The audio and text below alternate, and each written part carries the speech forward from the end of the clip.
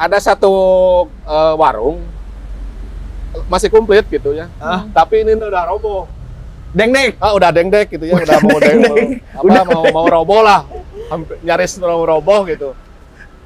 Pingin minuman itu gitu, Jadi caranya pakai gantar, pakai buat buah-buahan. Di gini. Dari luar gitu ya. Dikorek dari luar. Cara ngambilnya gitu ya. Bayarnya mah tetap ke si ibu. Ibu dari luar. Gitu. Tapi ngambilnya di gini.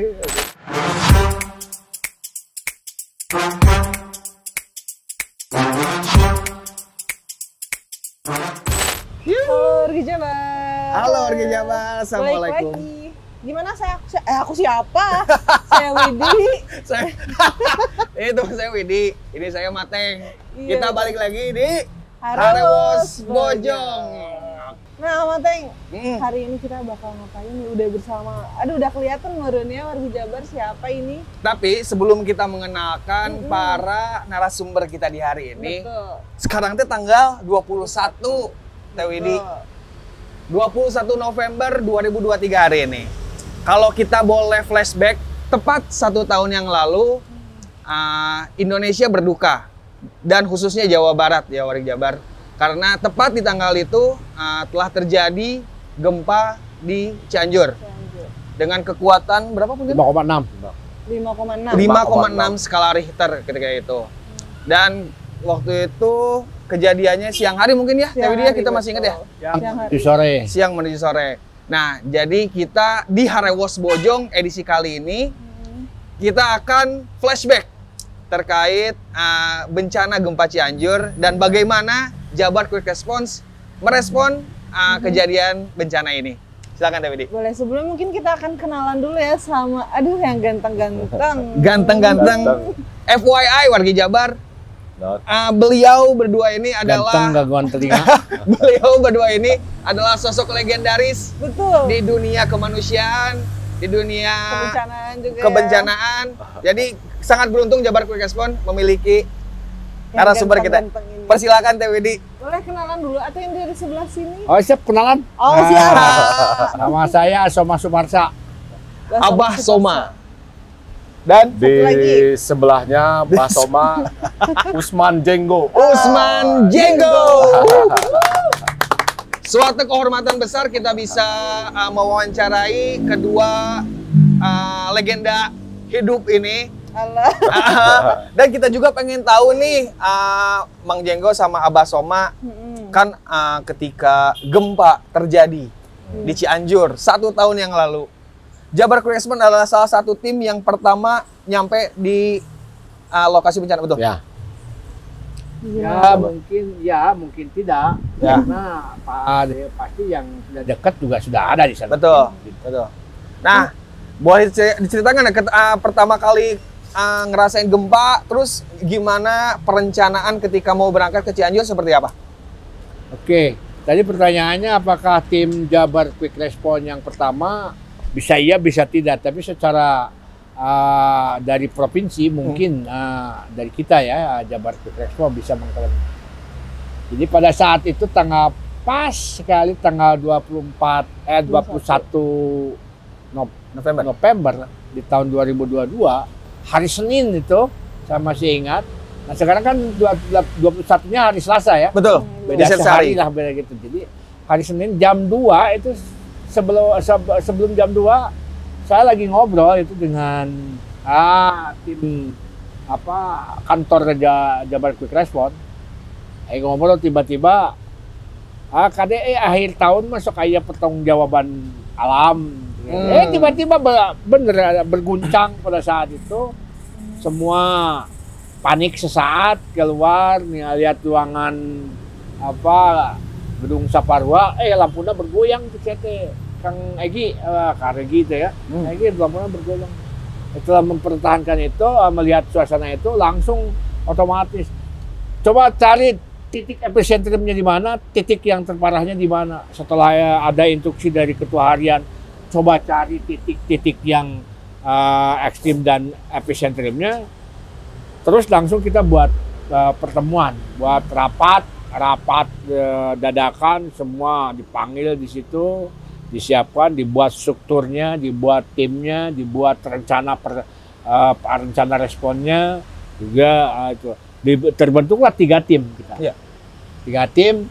Tim pertama saya dengan Om Jenggo ini. Tim kedua itu udah ada Kang Obel. Tim ketiganya ada Kang Kerawang. Tapi tim 2 dan tim 3 bersatu. Nah, setelah terbentuk tim, pas setengah 3 kurang lebih, tim saya bergerak. Tim pertama berarti ya, Pak? Tim pertama bergerak menuju lokasi gempa, yaitu daerah Cianjur, Cijedil ya. Datang itu ke Cijedil dulu, tapak kuda. Begitu datang, saya tanya siapa yang bertanggung jawab di sini. Wah, semua kolab, baik BPBD ataupun yang lainnya yang ada tuh. Saya tanya di mana BPBD, di mana Polsek, segala macam. Semua lagi pada chaos gitu ya. Gitu mengupayakan merespon lokasi dianya dulu. BPBD, tiba-tiba siapa yang pertama? Saya begitu di tapak kuda Cijedil itu tiba-tiba ada informasi tim 2, tim 3 sudah menyusul. Terus Pak Gubernur pada saat itu Kang Emil, Pak Gubernur sudah ada di rumah sakit Sayang aja udah. Saya. Waduh, padahal itu sebetulnya kita tim pertama mengasesmen sambil mengevakuasi, memberikan informasi ke tim selanjutnya ya. Tapi ternyata karena responnya semakin cepat, beruntulan akhirnya. Nah, jadi tim saya dengan Kang Jenggo, terus Kang Hibuk, Kang Kiwil dan Kang Robert itu masuk ke desa Garogo Cugenang ya? Grogol dan Cugenang, Benjot. Masuk itu, wah ternyata suasananya pas setengah 5 itu. Kurang lebih setengah 5 nyampe gitu. Cewasnya luar biasa. Karena ada yang masuk ingin menjemput, mungkin ingin menjemput keluarga. Ada yang di dalam ingin keluar. Jadi itu ditambah mungkin ada yang ingin memberikan bantuan. Sudah. Cewasnya luar biasa di situ. Macetnya luar biasa, jalan nggak bisa. Akhirnya jam 5 lebih lagi macet-macetnya ada yang berteriak, Pak, tolong ini Kak, tolong gitu. Nah, ternyata ada yang tergencet reruntuhan ya. Reruntuhan waktu itu kita merespon. Saya, Kang Robert, Kang Jenggo, Kang Hibuk, Kang Kiwil merespon di situ. Itu di runtuhan tapi di kecewasan kesibukan orang yang sangat banyak di situ karena langsung kita turun dari kendaraan masuk penyampaian itu dengan bermodalkan 2 martil, 1 linggis ya, 1 linggis, 2 martil yang kecil, 1 linggis yang kecil. Bayangin ngetrok ngebongkar beton yang runtuh menimpa korban gitu pada saat itu. Itu sampai jam berapa ya? Kita sampai setelah maghrib lah. Ya, setelah maghrib, kurang lebih setengah 7-an itu beres. Keluar dari situ. Dan udah MD lah itu. Itu proses gitu, setelah itu saya jalan duluan. Jalan kaki karena memang si mobil susah nembus. Tapi sambil berayap mobil itu.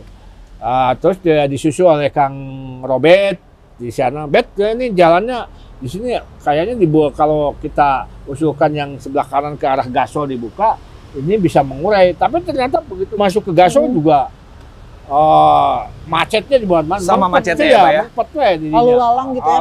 Lalu lalang tadi yang masuk ingin memberi bantuan dan berkoordinasi dengan keluarganya, dari dalam ingin keluar kan. Jadi macetnya luar biasa. Daerah itu tiba-tiba ada angkot yang membawa pasien. Yang pasien faktor terbuka ya. Faktor terbuka itu tulang kakinya ya terbuka. Nah, itu perlu bantuan. Kebetulan kita Hibuk yang masuk di situ. Kang Hibuk masuk mengamani, ada saya, ada Kang Robert, lihat sambil center. Yang lain Kang Jenggo, Kang Kiwil kan lagi mengevakuasi yang tadi tergencet itu. Saya tulang cileng gitu, jangan mana ambulan, cek saya koordinasi dengan masyarakat tempat, mana ambulan keluar masuk, tapi mungkin dia penuh over capacity mungkin ya, Pak.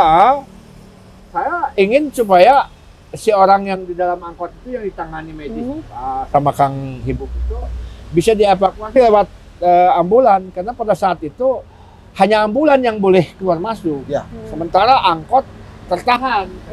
Yang diutamakan kan ambulan. Sementara padahal di dalam angkot itu kita lagi menangani pasien itu. Itu terjadi beberapa. Kalau boleh tahu pasien itu usianya berapa tahun? Nah, itu ibu-ibu usianya kurang lebih ya sekitar 40-50 lah ya, karena ibu-ibu waktu itu.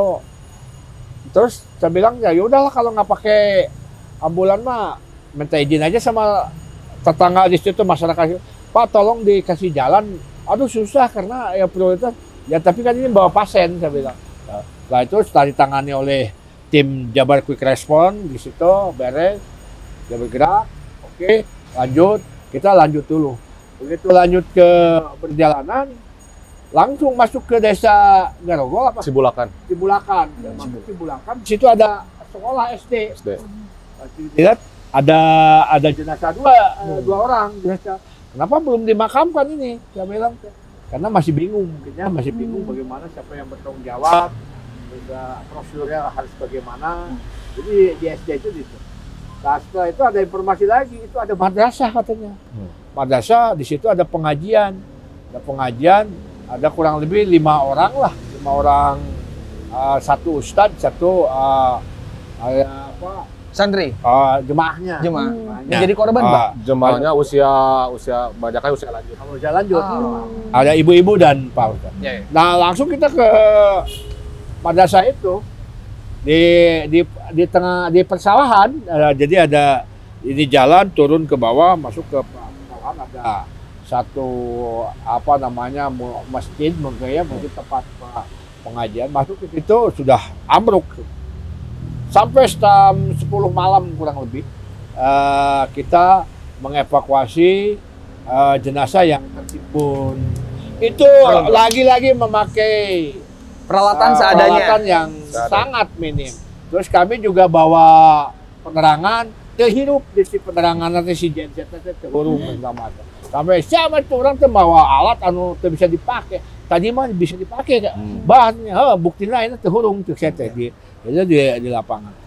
Akhirnya sampai jam 10 bermodalkan senter, headlamp, center. Kita bareng waktu itu dengan PMI Kota Sukabumi, PMI itu satu lagi kalau nggak salah ada komunitas juga. Ini Mapala di Cianjur. Mapala Cianjur. Kita bareng jam 10 mengeluarkan jenazah 3. Semuanya 5. Tapi yang bisa kita keluarkan baru 3 itu, karena itu juga sudah jam 10 malam. Karena kenapa pertimbangannya? Pertama karena kondisi malam, kedua kan stamina yang harus diatur. Betul, Pak. Jangan sampai kita mencari mengevakuasi orang, orangnya sudah jelas di titiknya di situ, tapi kondisi kita juga masalah dia itu juga diperhitungkan. Akhirnya jam 10 dengan itu keluarkan 3 Pak Ustadz, terus ibu-ibu 2 orang. Itu sudah keadaan tewas berarti, Bang? Keadaan sudah meninggal, tapi kondisi badannya masih hangat. Karena waktu itu saya pegang punggungnya, dari kuduk punggungnya, dari kepala ke punggungnya. Wah, hangat kayaknya cek saya tuh ya, Mas. Jadi beda beberapa jam lah mungkinnya. Ya itu ya yang terjadi. Jadi respon pertama Jabar Quick Response itu sangat cepat. Responnya dari mulai bergetar ruangan Saparua sampai ketua harian memutuskan titiknya di mana, terus bentuk tim, langsung dari tim setengah 3 bergerak, setengah 3 masuk ke Cianjur jam setengah 5, kurang lebih 2 jam perjalanan. Jam 5 koordinasi di sana, tim kedua menyusul, terus sampai jam 10 malam kita proses pencarian, pertolongan dan evakuasi. Aduh, itu di 24 jam. 2 jam awal. Aduh. Katanya Om Jimbo nih, waktu pas saat malam-malam melakukan evakuasi ada gempa susulan ya? Nah, itu tepat pukul 22 lah. 22 gitu kan. Itu ada gempa susulan. Waktu itu memang kita berada di di halaman SDN Cibulakan, Desa yang tadi Cibulakan. dibentuk Ya, ya. yang tadi ada Karena 2 semua jenazah. kampung situ tuh ngumpulnya di situ. Daerah Titik yang evakuasinya berarti sih. daerah yang memang Relatif aman lah. relatif aman, lapangan ya di SD Cibulakan itu. Ah. Gitu.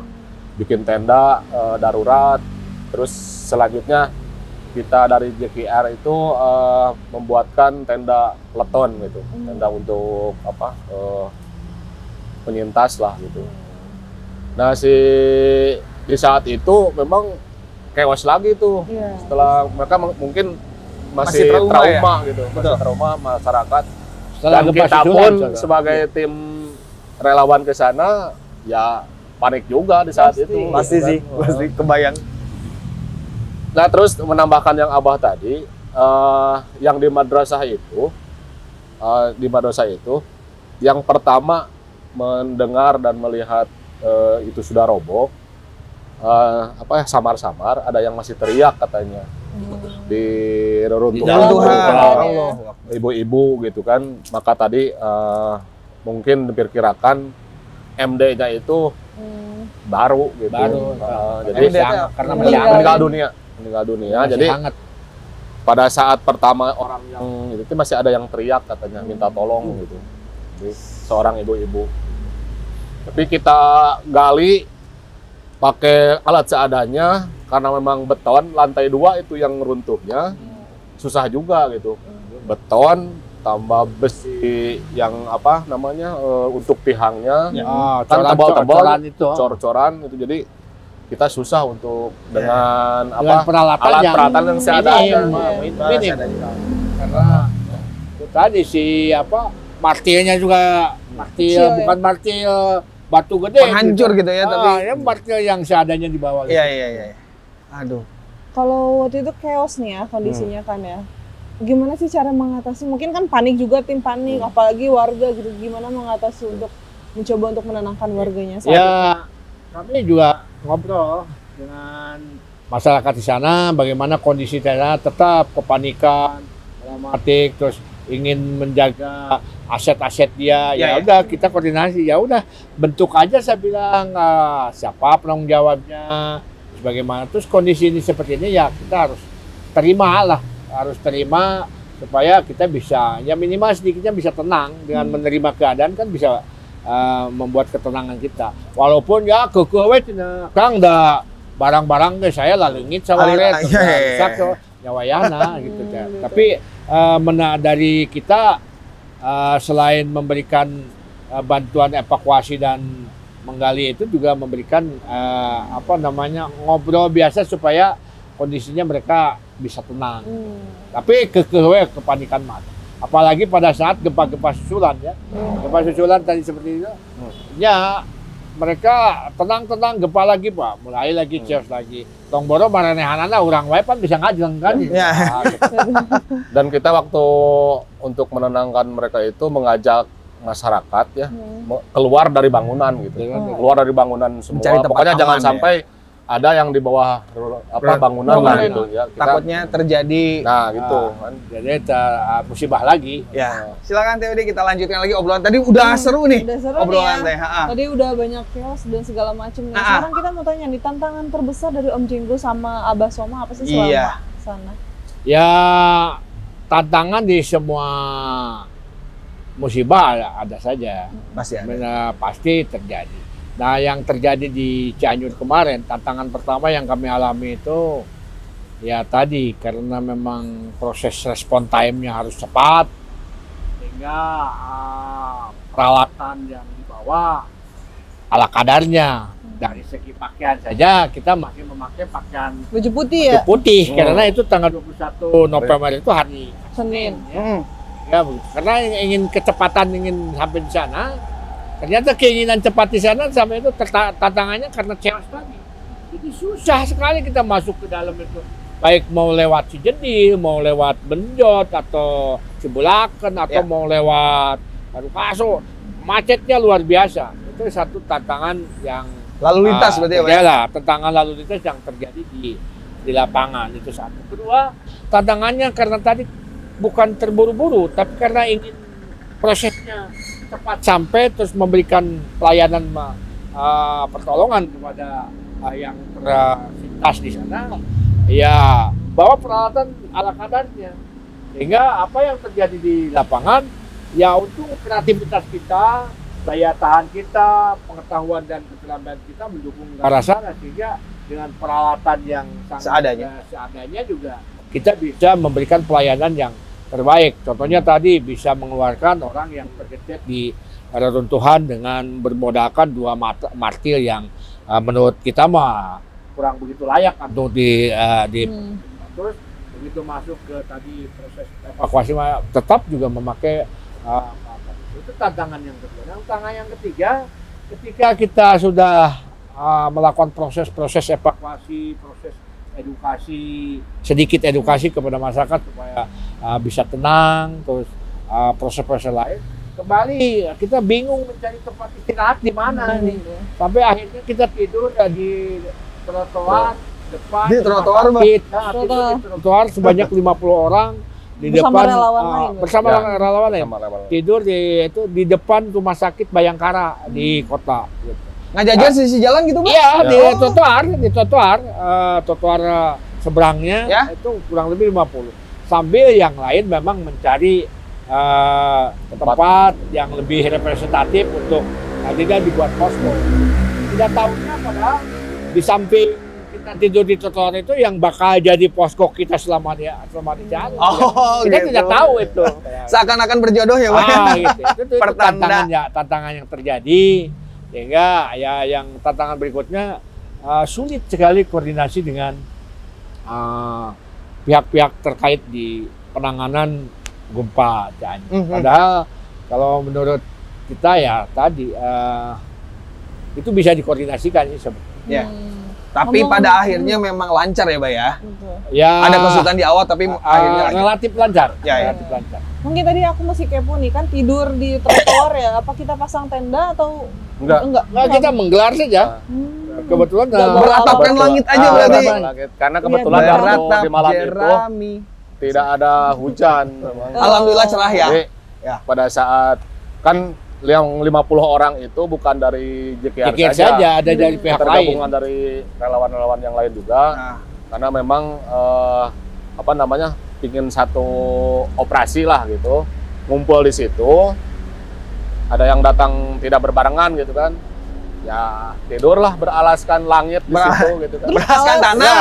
Saya beratapkan langit. Beratap langit, alas tanah, dan kebisingan kendaraan. Jadi di sisi jalan masalahnya. Sisi jalan bisa. Nggak ada kayak apa alas. Ada, nggak pakai alas. Nggak pakai alas. Udah darurat ya, Bahnya?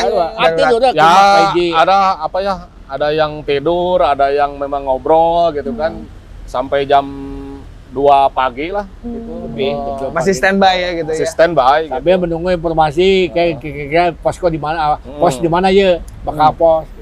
Dan di saat itu masih merasakan ada getaran-getaran. Masih banyak susulan ya. Gitu. Jadi kalau kita masuk ke ruangan pun masih agak was-was gitu dengan takut ada susulan lagi. Makanya kita berinisiatif udahlah di luar aja gitu. Selain biar mudah lari gitu. Ngambil rencana cepat ya, Pak. Selain karena darurat ya karena sieun oge tadi. Iya, oke. Sian ketinggalan reruntuhan. Daku alam atunya sanes main-main ya. Alam bisa bertahan ku alam. Nah, warga Jabar tong sompral. Berarti udah selimutan juga ya? Enggak. Jangan jadi ya, pas tiduran di teh ngagelar mah begitu akhirnya capek gitu ya pas tadi ya Pak. Tidur ngagelar ya tadi beratapkan langit, beralaskan trotoar. Nggak kebalik lagi saya. Eta sebagai aktivis kebencanaan teh kudu tiasa gitu. Lah abi manja. Kudu minimal kudu aya kasur Palembang. Iya. Anu manja mah pasti balik lah. Abi eta mah abi. Nah, terus ini Om Jenggo sama Abah Soma punten. Kan setelah banyak mungkin ya karir Abah Soma sama Om Jenggo itu terkait sama kebencanaan itu sudah panjang gitu kan. Nah, apa sih yang membedakan gempa Cianjur ini dengan bencana-bencana yang lainnya? Oke, jadi begitu saya masuk ke situ kaget saya. Ini teh skala Richternya magnitudona 5,6. Alah hancur pisan cek saya teh. kenapa bisa hancur begini? Padahal kalau menurut perhitungan ya bisa diprediksi lah, mungkin ya oleh para ahli, mungkin ya sama Pak ahli 5,6 dibandingkan dengan ini kok hampir relatif sama dengan Tapi kerusakannya, kondisi kerusakannya dengan kondisi Lombok. Ya. Apa saya di Lombok juga begitu ditelusuri kenapa bisa sampai kayak ini? Ternyata banyak faktor. Satu mungkin tadi dari faktor infrastrukturnya ya, bangunan dan segala macam memang mungkin ya itu yang memicu sehingga banyak terjadi kerusakan-kerusakan yang di sana. Hampir sama dengan itu. Padahal kalau lihat magnitudenya berbeda.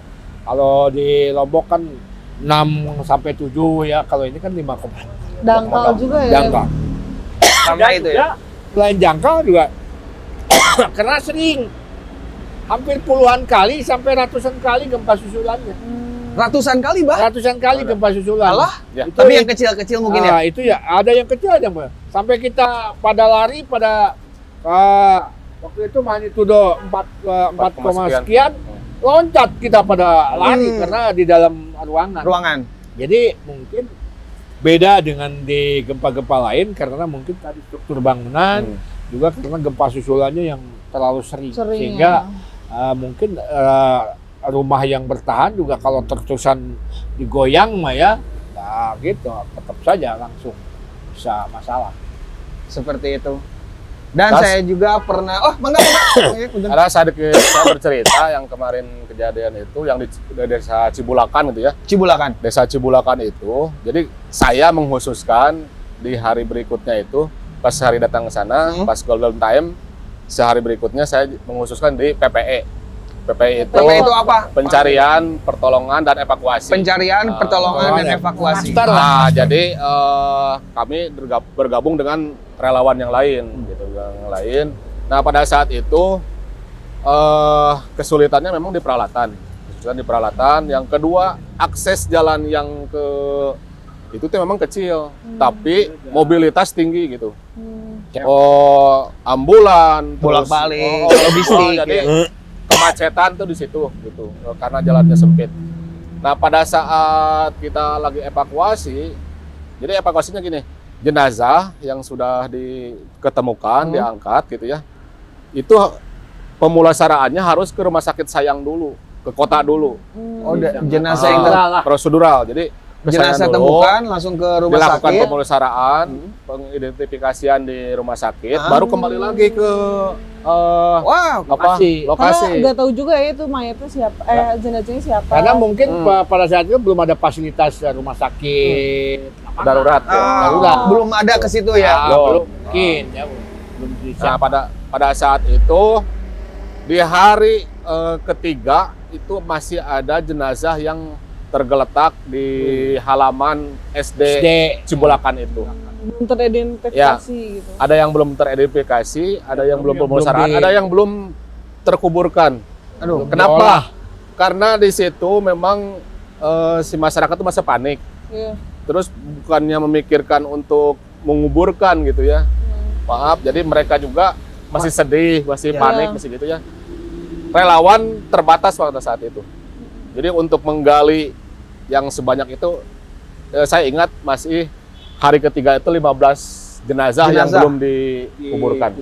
Nah, di Cibulakan ya. Jadi saya ikut prosesi penguburan. Jadi kuburannya dari yang paling tinggi gitu ya ukurannya sampai yang ke ini. Jadi sudut gini nih. Gitu. Sampai yang paling kecil gitu sampai ya. yang paling kecil gitu. Jadi bukan pemakaman umum gitu ya, ada tanah keluarga. Nah, di situ dengan sowan dulu yang punya tanah akan ada penguburan massal lah gitu, yang 15 orang itu dikuburkan dengan ukuran yang sudut gitu. Dari yang tinggi sampai yang lebar ke sempit gitu. Luar biasa. Prosesi itu hikmat gitu ya. Maksudnya ada juga tokoh masyarakat dan tokoh agama juga hadir pada saat itu. Cuma kesulitannya untuk menggali tanahnya itu gitu. Peralatan juga. Jatuhnya balik lagi ke peralatan berarti ya. Duh, luar biasa gini. Cerita-ceritanya memang sangat memprihatinkan ya pertama ya mungkin di sana karena tadi dengan magnitudo yang tidak terlalu besar tapi karena dangkal mungkin ya Pak ya. Jadi mungkin 10 dangkal terus faktor penunjangnya banyak dari epicentrumnya di darat bagaimana? Ya. Karena Karena struktur bangunannya mungkin. Struktur bangunannya memang luar biasa. Tidak diperuntukkan untuk menghadapi gempa juga. Gitu. Biasa. Hormat Tapi saya jangan Mas, salah, gini, jangan salah, banyak juga rumah panggung yang memang itu. masih kondisinya bertahan. bertahan, walaupun agak miring, ada yang bertahan bagus. Memang kalau misalnya secara arsitektur memang lebih bagus rumah panggung gitu atau Iya bagaimana? mungkin karena banyak ruang yang bisa melepaskan energi mungkinnya. Ruang-ruang kosong kan energi bisa masuk ke situ, tidak terhambat. Gitu Terus ya. kalau yang panggung gitu ya, tidak kaku gitu kan. Jadi ada kalau Fleksibel, gerakannya itu. Saya hari ke berapa ya? Hari ketiga keempat itu menginap dan merasa ini di rumah panggung yang memang cuma gentingnya aja yang hancur gitu ya. Maksudnya nggak ada Sisanya semua. Nah si biliknya, si kayunya gitu ya. ajegan nih. Gini Ajeg aja, gitu. Jadi, saya di situ aja masuknya gitu. Ya kadang memang yang tradisional tuh memang lebih kuat ya. Yang tradisional tuh gitu. Iya. Aduh, gitu. Jadi respect saya buat semua relawan yang memang berjuang habis-habisan untuk membantu warga Cianjur, mengevakuasi warga Cianjur. Respect saya buat Dan mungkin Bapak ya JKR juga turun kan kita punya beberapa klaster ya. Ya. Ada 8 klaster. Ya hampir 3/4-nya, 3/4 dari 8 klaster itu JKR melakukan. Dari ke cover mulai semua ya, klaster, Pak ya? Dari mulai klaster pencarian pertolongan, dari mulai klaster kesehatan, dari mulai klaster pendidikan, klaster logistik, klaster pemenuhan pemukiman untuk para pengungsi. segala aspek ya, Pak ya. Sanitasi Jadi ada juga. beberapa klaster sanitasi. JKR turun di situ dengan berkolaborasi dengan para komunitas yang bergabung yang ada di pos. Ya. Jadi bukan hanya satu klaster saja kita turun, Tapi kita semua 8 aspek klaster. kita Pada bantu ya, Pak. hari-hari berikutnya ya setelah ada pos. Gitu. Oke. Mungkin itu juga udah lumayan ya udah. Tapi saya juga pengen ngasih satu lagi Teh Widi Boleh, Punten.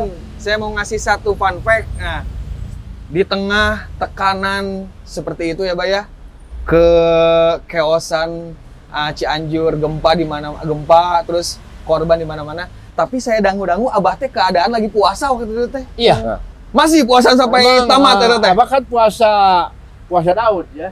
Jadi setiap hari selama ada di Cianjur melakukan puasa itu. Jadi sehari puasa, sehari tidak. Terus proses penanganan bencana ya berjalan saja, nggak ada masalah. Nggak ada masalah ya, Nggak Pak. ada masalah. Tidak mempengaruhi kondisi atau stamina. Iya, terpengaruh Gimana? sedikitnya dari mulai jadi sedikit lapar, jadi sedikit capek gitu kan. Tapi kan itu tetap berjalan. Ya. Saya ada Siap. cerita di ini. Jadi kebetulan kan terbatas ya pasokan waktu hari kedua gitu ya, hari kedua itu saya pingin teman-teman tuh pingin merokok, pingin minuman dingin gitu kan. Ada satu warung masih komplit gitu ya, tapi ini udah roboh. Dengdek. Udah dengdek gitu ya, udah mau roboh lah, nyaris mau roboh gitu. Pingin minuman itu gitu, Jadi caranya pakai gantar, pakai gantar Buat kayu, buah-buahan. di gini dari luar gitu ya, Dikorek dari luar. Cara ngambilnya gitu ya. Bayarnya mah tetap ke si ibu. Ibu dari luar. Di luar. Gitu. Tapi ngambilnya di gini. Aduh. Jika vending machine berarti guys. Gitu. Begitu ya. Berarti memang dari kesedihan pasti ada cerita-cerita lucu juga mungkin ya, Pak. Tapi alhamdulillah ini 1 tahun telah berlalu gempa Cianjur. Cianjur berangsur pulih sekarang ya, Pak ya. Insya Allah dan harus dan JKR pun tetap membersamai kepulihan sampai Cianjur. hari ini JKR juga tetap memantau. Tetap. JKR terbaik. Mungkin terakhir, Bah, statement tentang 1 tahun gempa Cianjur ini mungkin dari Abah sama-sama dari Om Jenggo, silakan.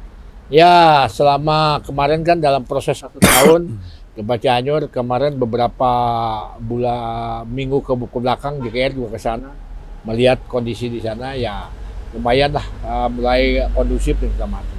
Tapi saya berharap dari kejadian kasus gempa itu ya masyarakat menjadi terus aware, pemerintah juga terus selalu memperhatikan kondisi masyarakat yang berpotensi di sebelah. Khususnya Cianjur, saya merasa ikut prihatin tentang Cianjur, tapi juga saya ikut bangga karena dia terus berkembang maju, bergerak maju menuju kepulihan yang normal kembali. Alhamdulillah, kami bersama Anda wargi Cianjur.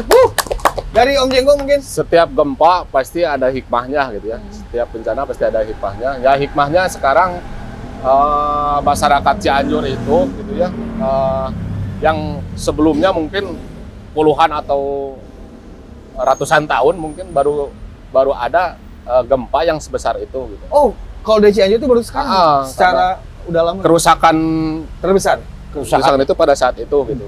Nah, kan jadi tadi kata Abah juga berpikir ya aware gitu masyarakat tentang hal gempa ini gitu. Jadi bukan hanya orang-orang yang dekat gunung gitu, yang dekat pantai, yang ada tsunami, yang atau gunung meletus gitu. Nah, di saat seperti Cianjur ini kerusakan itu terjadi gitu dengan gempa 5,6 skala Richter itu. Nah, itu tuh kan sebelumnya belum terpikirkan mungkin gitu ya. Tidak ada mitigasi, tidak ada edukasi tentang hal kegempaan gitu.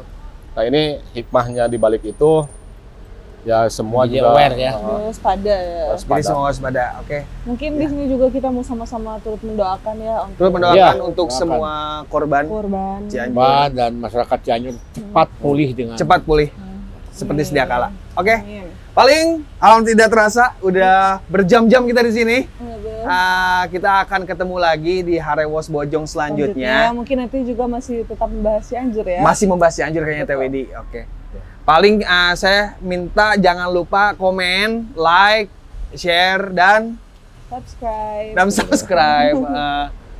Oke, paling itu aja. Wargi Jabar, atur nuhun. Kalau ada punten, lupa. Kalau ada wargi Jabar yang membutuhkan bantuan atau pertolongan, bisa klik di website kita di jabarqr.id. Oke, ada lagi mungkin Teh Widi? Kita berdoa aja, mendoakan supaya warga Cianjur tetap solid, tetap solid, bangkit untuk kepulihan. Ketika nanti nauzubillah min dzalik, ketika nanti ada terjadi sesuatu lagi, warga Cianjur sudah siap. Oke. Wargi Cianjur, kami bersama Anda. Oke, sampai ketemu nanti. Dadah.